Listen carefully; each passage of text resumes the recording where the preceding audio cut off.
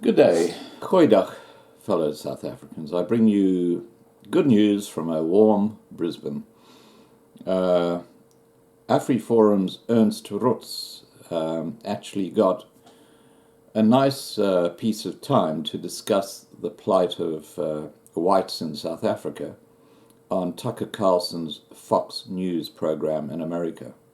Now, this is a very, very important development because it is known that Donald Trump, the president of the US, watches Tucker Carlson's shows.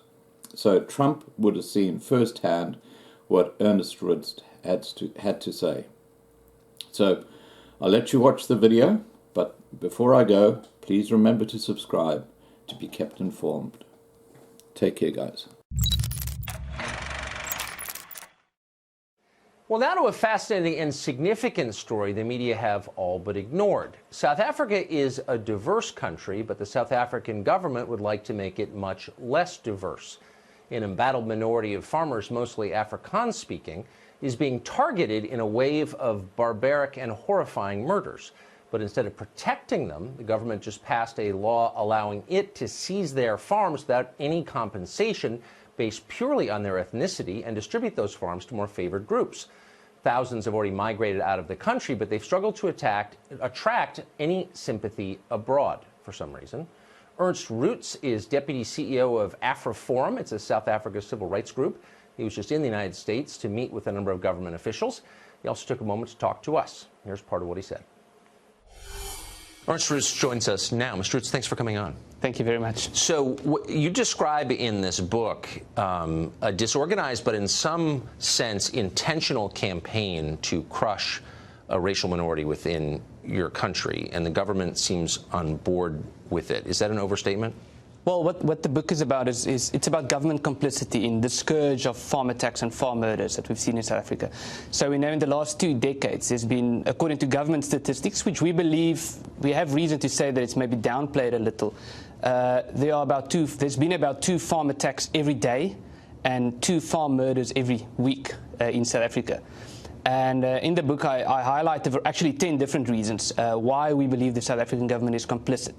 And it stretches from reasons including the fact that as these attacks have worsened, for example, in 2007, there was a 25% increase in these attacks. And then the South African government responded saying, we're not going to release any more statistics about this.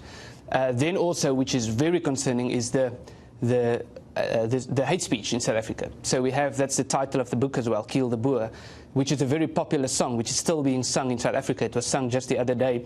So it's sung at political rallies, and of course, Boer referring to a particular cultural group in South Africa. Right. We have songs like Shoot the Boer, which is a different song.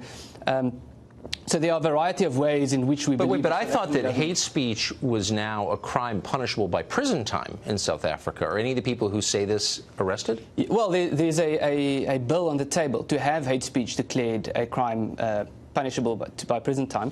But if you look at the motivation around this, it's very clear that I think those in government who are pushing this don't regard this as hate speech. As a matter of fact, they've been arguing that it's not hate speech in court. So they would argue that they have a right to sing about killing farmers, and then they would say it's an expression of freedom of speech. So now the government has announced that it plans to pursue a policy of taking land away from people on the basis of their skin color. Do you think they'll do that?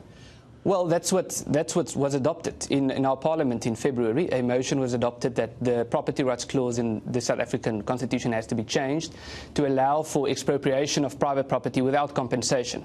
So the state president, Cyril Ramaphosa, said that this would turn South Africa into the ultimate paradise and the Garden of Eden. And Deputy President David Mabuza even went further, saying that, basically threatening white farmers that if they do not voluntarily hand over their land to black people, then there would be a violent takeover.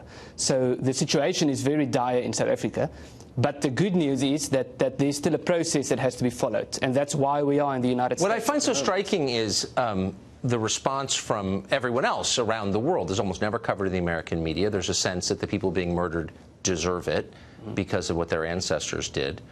And the international community is similarly silent. Have you met with any government officials here in Washington about what's happening in your country? Well, that's why we are here. We are about to meet with some government officials, and it's very unfortunate, the situation that you've just mentioned. So there's, especially in South Africa, there's a hierarchy of recognition. So some people, when they are the victims, it's all over the news and you hear about it frequently, and other people, as especially, I think, especially farmers in South Africa, white farmers in particular, when they would be tortured to death and it would receive very little news coverage, and that's unfortunately the situation abroad as well, which is why we are very grateful to be having this. So a government official in Australia said publicly, maybe we ought to allow asylum to people being persecuted for their skin color in your country. And he was basically laughed at and then attacked by your government for saying that. Yes, he was attacked, and they then said that he shouldn't say that because Afriforum was providing them with false information, while the information that we are quoting is government statistics. So that is the situation.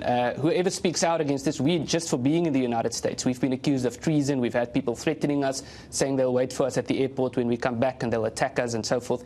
We had the state president today in Parliament calling on us to go back to South Africa. So whenever you speak out against this, there's a very serious backlash. This is not what Nelson Mandela wanted. No, it's the exact opposite than what he wanted. He publicly spoke about a free country in which people were not judged by the color of their skin, and he even wanted farm attacks to be a priority crime. He said that when he was president, and when his presidency was over, they deprioritized it. So you just watched something like this happen in a neighboring country, Zimbabwe, which went from being one of the richest in Africa to the poorest in the world because of farm attacks and because of the theft of private property. Is the ANC, the ruling party in South Africa, aware of that lesson? Yeah. Well, they are, but you know that saying, real communism has never been tried. That's what they keep saying. So it failed in Zimbabwe, it failed in Cuba, it failed in Venezuela, it failed in Russia, it failed in China, in all of those countries. And they're basically saying that we're going to try the same thing, but this time it's going to work. So last question. It's considered basically immoral in the United States to talk to you or to hear stories like this for reasons that nobody ever bothers really to explain, but it's just understood. If you could speak to our media, or the people who are dismissing your claims as false, what would you say? Well, I think there are three things. Firstly, everything we say is fact-based. It's based on research. But in terms of what we hope to achieve and what people can do, people who want to invest in South Africa, we want them to call on the South African government to say, listen, you are calling on us to invest in your country, but you want to expropriate those investments. Number two, we are speaking with the US government and asking them to put pressure on the South African government, which could be done in a variety of ways. And number three, members of the public and members of the media, the best thing that you can do to help us is to talk about this, to talk about it on public platforms, and in that way to continue to put pressure on the South African government not to continue with this policy. Just to tell the truth, I agree. Mr. Thank you. Thank you very much. Thank you for me.